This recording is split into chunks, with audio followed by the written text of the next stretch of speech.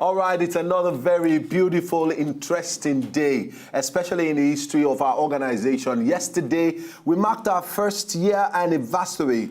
365 days of rough and tumble, back and forth, up and down, but yet we're still standing really very strong. It's Cool TV, and this is CROSSFIRE. It's a Wednesday in the 11th day of the month of November 2015. We are back here to bring you fantastic stories, an interesting one at that, to help you really get enlightened rather, and know exactly what is happening in our very immediate environment. Now we have these stories, and we'll be bringing it to you, but let me tell you something really very important and very sensitive too, and that's to let you know that we're having this very important set of people joining us in the studio.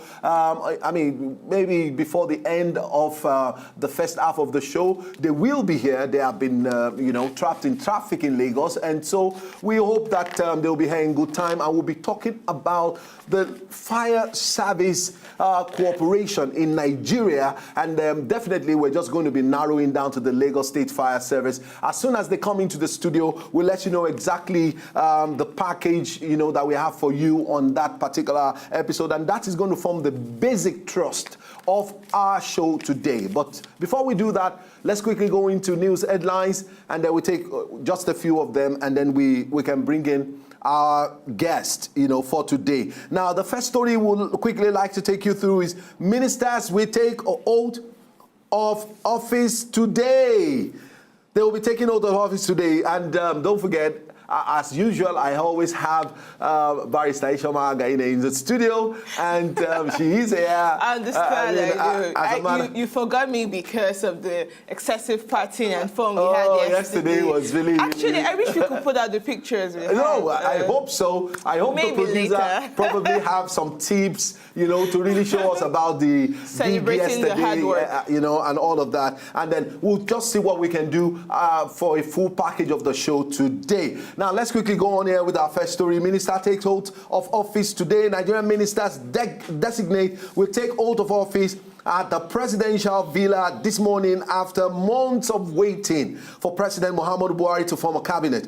Now, in all, 36 ministers designate have been confirmed by the Senate, but report from the presidency says that ministries have been slashed to 25. Very interesting. He said it, and is doing exactly what he promised. Now, this means some of the ministers will not have portfolios, considering the merger of some of the ministries by the president. Now, the president, during the ministerial retreat, told the ministers designate to be a change agent, emphasizing the commitment of his administration to bring the change promise during the campaign to Nigerians. This is very interesting. Ishoma, I'm taking you on this particular one. I'm taking Professor Chris Nwokobia on this particular one. I'm taking Mr. Nelson Ekujimi on this particular one. Almost all the guests since the issue of this ministerial, list, screening, and portfolio. I'm taking you on. Exactly? Because I told you guys that there is every possibility that some ministers are going to be without portfolio.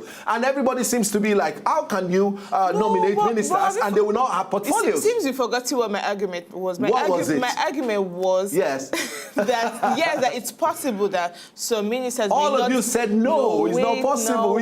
Okay, I'm listening to you. Take a chill. Okay. I said it's possible that some ministers may not have portfolios. Okay. However, they will have responsibilities, certain responsibilities. So that indirectly is a portfolio.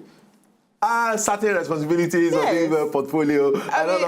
You cannot dribble me with any English language here. I'm a smart kid, and I know exactly what I said, that I'm very sure there will be some ministers in pool, and that are we likely going to have ministers in pool, or we're going to have ministers with portfolio. And I said it very emphatically that you people always talk about the body language of the president, and I read that body language. I had a feeling that this may happen, and so eventually it has played out. Do you know what is interesting about this story, Ishoma, is the fact that the president rode on the intelligence of Nigerians, even and particularly the Senate and our lawmakers. Let me put it that way. Both the lower. I will tell you why I feel so. Now, they told told him that constitutionally he would have to nominate, one person per state, which makes 36 people. But there is no constitution, which the president did anyway. He nominated the number of ministers that he has a constitutional backup to nominate and to eventually confirm. But no constitution is backing the fact that the president can decide to merge ministries, or the president can decide not to, to have two ministers all of that is left, in one ministry. All of that is left within the president's prerogative. Exactly. So on the long run, he's satisfied. He ensured that the constitutional backing and the constitutional stand for nominating one minister per state was observed, and then after that was done, he came around to do what they actually felt he wants to do. But also understand that the Constitution itself does not specify, a number of ministers. What the Constitution says one minister per state. Yes. However, a region, that region has to be properly represented. Exactly. So even if the president decided that, okay, well, he's not going to appoint 36 ministers, each representing a state, at least he could have had, at least let all the regions be a regional representation. Exactly. No, but I read that particular clause in the Constitution, and the emphasis is that it has to be one person per state. Per state. Per state, yes. What if, now imagine a situation where if the country decides, okay, we do not want states. If it is zonalized. Exactly, we need definitely zones or obviously, we have 5 geopolitical stones, zones in Nigeria. That means we're going to be having only 5 ministers. 5. Well, no, yeah, that's what it means. But the thing is, every region has to be properly represented. Okay. That's the whole idea of having these ministers. Each region has to be represented. All right. Anyway, emphatically was some statements that the president actually made, to the ministers at their retreat, at their 2 days retreat. And he told them, be change agents, emphasizing the commitment of his administration to bring the change promised to Nigerians. He said the time has come for all progressive Congress-led governments to demonstrate its commitment to Nigerians by leading by example. Yes. My concern is that this will be done today. We're going to have portfolios attached to the gentlemen and the ladies, who have been, finally confirmed as ministers of the Federal Republic of Nigeria. And this, for me, it's a right step in the right direction. The reason why I'm saying that is that my expectation is that the ministers, the moment, I'm very sure right now, Nigerians may not know, but these gentlemen and ladies already know the ministries they will be presiding over. And based on that, they will hit the ground running, like immediately. I'm beginning to see another body language. Don't forget that yesterday, 25 permanent secretaries were taken out of maybe the 25 ministries. Do you understand? Yes, and some people have already. He's going to have 25 ministries. Yes. Do you understand? Yes. And so he removed all the PS.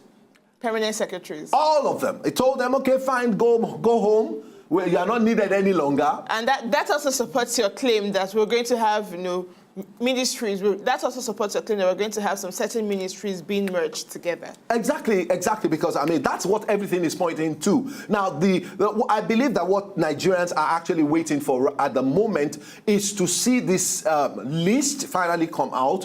Who is who in the Federal Executive Council, and then they will begin to function according to the responsibilities that they have been given. And this eventually is supposed to translate to immediate, this gentleman coming up with policies that will eventually spell out the plans, of each of these ministries to ensuring that they carry out, their expected responsibilities. Yeah, but for me also, irrespective of the fact that we're merging ministries, I think what's paramount is having some designated individuals, that's the ministers, heading some key areas. I heard that the Ministry of Planning and the Ministry of Works are merged. Well, from the grapevine. We'll find out today. But for me, I think because it makes a lot of sense if that happens. Well, it really Maybe does. It's just common sense to say that why would you separate planning and works anyway? Can't all of them be in the same ministry? Why they plan, we execute. True. That's beautiful, but I believe some certain areas, like some certain key areas, like let's look at erosion, for example. Let's look at traffic. Let's look at water. We should have some designated individuals heading some being in charge of some of these problems. So they will be focused and they'll be able to plan strategically how to, take care of this problem. That's what I believe. Anyway, I think it is really very instructive, you know, to get all of these things in place. But okay, on this story, we go on a short break, and then when we come back, we have our guest already in the studio, and then we'll be talking about fire services and their operations and responsibilities across Nigeria, with emphasis and focus on Lagos State Fire Service. We'll be right back. So, did you like what you just saw? I know you did. It's very simple. If you want to see more, just subscribe to our channel right now.